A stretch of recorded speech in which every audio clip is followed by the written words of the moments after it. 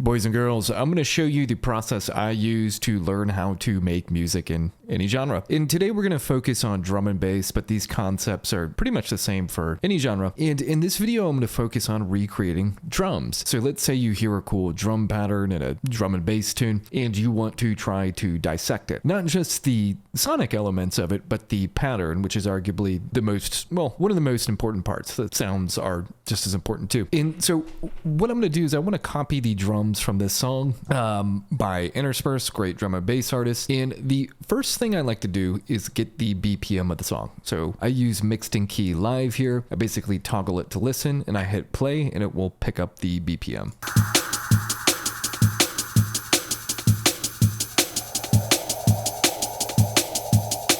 All right, so it's saying about 165, which seems right for this time period and genre. So I'll go into my DAW, set it to 165, and what we then want to do is take the actual audio file itself, grab that, and just drag it into your DAW. Now, once in your DAW, you're going to want to get a perfect loop within here. And so one of the best ways to do that, if we consider that most loops kind of follow 1-bar increments, so if we think a 2-step, which this is, we should be able to have a loop set up like this in my timeline and loop perfectly anywhere in the DAW. So let's just test a few spots.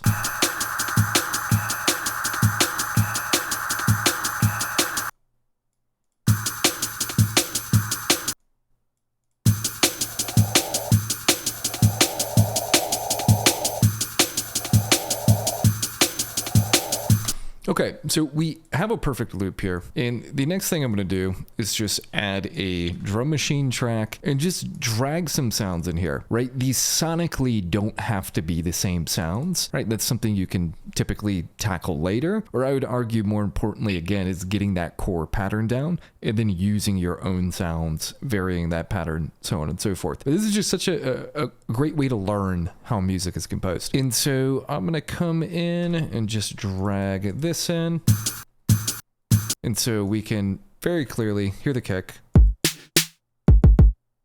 right on the 1,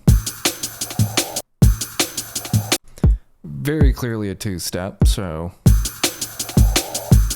in my head I'm just focusing on that kick that I'm hearing, right? So, and if we zoom in here, we can even match up the MIDI with the audio waveform. So we can very clearly see this is the kick, right? And then here's the next kick here, right? So our kicks are aligned here. Now, part of this is I just know how a 2-step beat goes, but you pick those things up the more you do this, the more you go. So there's some type of constant ride cymbal in there or hi-hat. So just based on my knowledge, it's probably, let's just get a placeholder in with a hat. Probably just 1/8 notes. So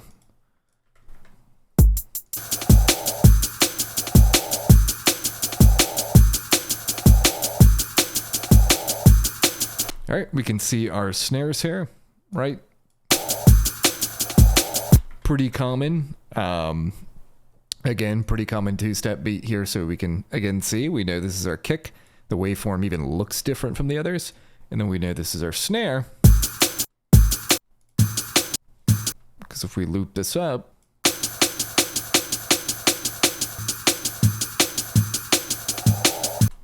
and then we can even see, I think these are the ride cymbals here.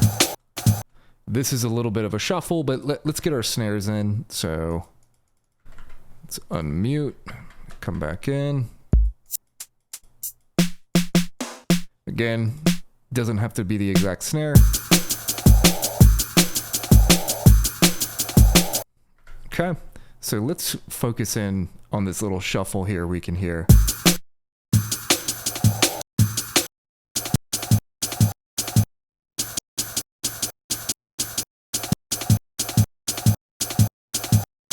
So right before the kick, it's like get-a-da, get-a-da, get-a-da.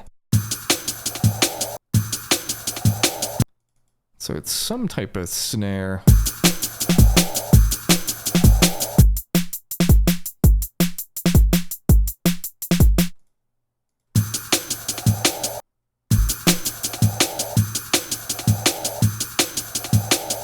Okay. Maybe the velocity a little down.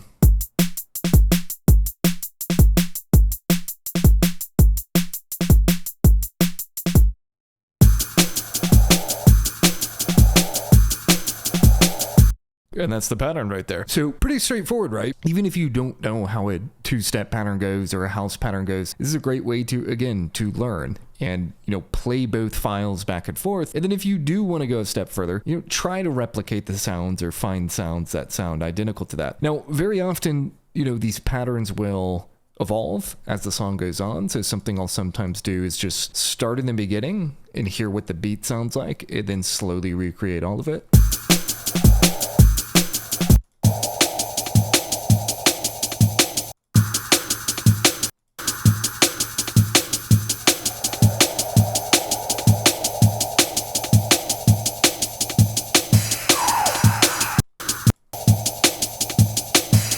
So down here, we can hear there's something a little different happening. Over here, before it goes into this little breakdown. And so the snare that typically happens here doesn't exist. So whoops.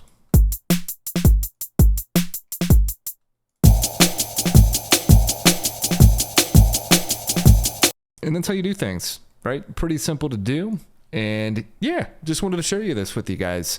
I use this technique a lot for a lot of genres, whether it's smooth jazz, really anything is, bringing that project file in, setting up those perfect loops, and then just breaking down every sound that you hear, and then just getting the MIDI on, lining it up, and that is such a good way to learn and just advance your knowledge in a lot of areas. So hope you guys found this video useful. Let me know down in the comments below.